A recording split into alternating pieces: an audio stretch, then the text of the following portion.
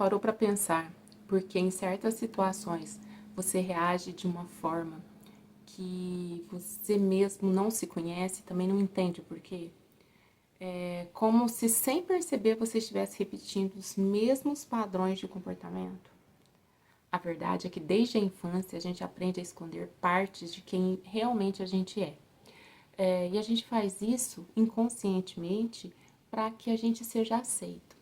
Aí a gente vai desenvolvendo máscaras para que a gente consiga se proteger da dor, da rejeição, do abandono, da humilhação, da traição e da injustiça. Mas o que pouco sabe é que essas máscaras podem estar sabotando a nossa vida adulta, nos impedindo de viver com mais leveza e autenticidade.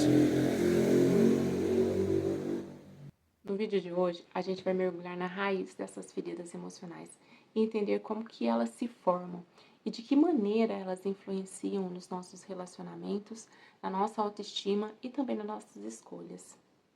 Se você já se percebeu ou sentiu repetindo o ciclo de dor e de frustração na sua vida, fica comigo até o final, porque isso pode mudar completamente a forma como você se enxerga.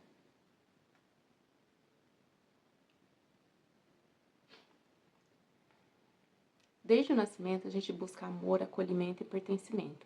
A infância é um período em que vai moldando a nossa identidade. E isso acontece principalmente por meio das interações com os nossos cuidadores, né? E com o ambiente ao nosso redor. E nessa fase que começamos a perceber o que nos traz aceitação e o que nos gera rejeição. Nos primeiros anos de vida, nós somos espontâneos, autênticos e expressamos nossas emoções livremente. No entanto, conforme a gente cena, a gente percebe que algumas partes de quem nós somos não são bem recebidas pelos adultos. Se a gente chora, a gente pode ser chamado de fraco. Se a gente expressa raiva, a gente pode ser repreendido.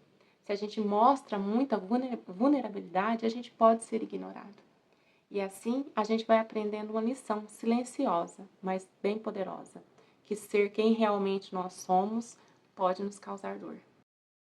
E aí, para evitar essa dor, a gente desenvolve mecanismos de defesas, e tudo isso é inconsciente, tá? A gente cria uma espécie de personagem que a gente acredita ser, o qual a gente acredita que quando a gente usa, a gente é mais bem aceito pelo mundo. E é aí que nascem as máscaras emocionais. Cada uma dessas máscaras emocionais está ligada diretamente a uma ferida que a gente carrega já desde a infância. Na verdade, primeiro se forma a ferida, depois a máscara.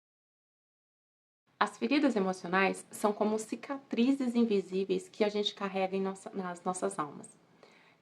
Elas se formam a partir de experiências dolorosas que a gente vivencia ao longo da vida, mas principalmente na infância. E elas vão moldando a nossa forma como a gente vai se relacionar com nós mesmos e também com o mundo ao nosso redor. E essas feridas podem surgir de situações de rejeição, de abandono, de humilhação, de traição, de injustiça, e cada uma delas deixa marcas profundas na nossa psique.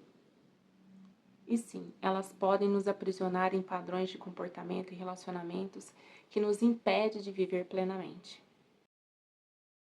A ferida da rejeição, ela surge quando a criança se sente indesejada, ou quando ela se sente invisível ou inaceitável.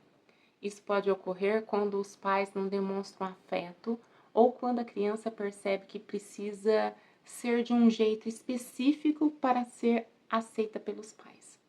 Aos poucos, ela aprende que a sua presença não é valorizada, então ela desenvolve a máscara da fuga, né? Esse padrão faz com que ela, na vida adulta, ela se torne uma pessoa que tenha dificuldade de se conectar, que se sinta deslocada e evite se expor para não reviver a dor da rejeição. Essa ferida se forma quando a criança sente que não pode contar com os pais ou com os curadores. Pode ser causada pela ausência física, principalmente quando um pai se afasta, ou emocional, quando os pais estão presentes, mas não oferecem suporte emocional para essa criança. A criança aprende que, para ser amada, ela precisa chamar a atenção. E ser carente ou estar disponível para os outros pode ajudar isso.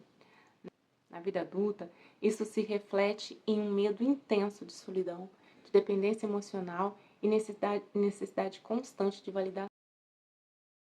Essa ferida, ela se instala quando a criança é ridicularizada, envergonhada ou ensinada a acreditar que os seus desejos e necessidades estão errados. Muitas vezes vem de pais que controlam excessivamente e faz dessa criança se sentir culpada por querer algo para si.